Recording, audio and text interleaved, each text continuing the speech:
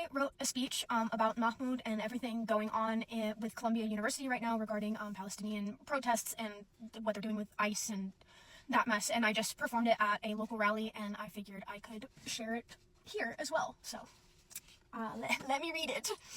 Last week, Mahmoud Khalil, a Palestinian activist and a Columbia University grad student, was abducted by ICE. I say abducted rather than arrested intentionally, as he is a legal, permanent resident who did not commit a crime. He was taken from his home on last Saturday, with federal agents saying they were revoking his student visa. Mahmoud is a green card holder, so they said they were revoking that instead. His wife, who is an American citizen and 8 months pregnant, was also threatened with arrest.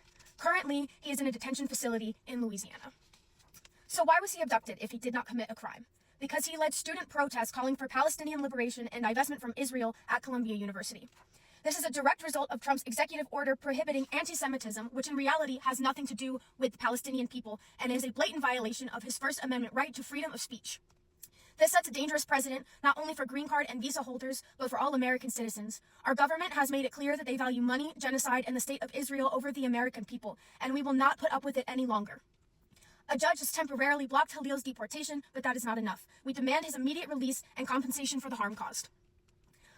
Only 14 members of Congress called out Khalil's arrest as an assault on freedom of speech. It is worth noting that AOC was not among them. This is unacceptable. Their job is to protect our rights and uphold the Constitution. They should all be outraged, regardless of their political affiliation. But they've forgotten they work for us, the American people, not Israel, not Netanyahu, not Elon Musk, not any major corporation or billionaire. And it is time that we remind them of that.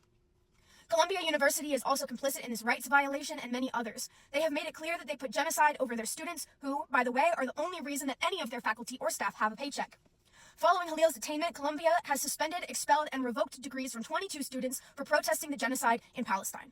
I have a friend going to Columbia right now who is Palestinian. Last year, counter-protesters threw skunk water on her, which is an IDF tactic, which has since caused lasting health issues, and the university has done nothing to help her.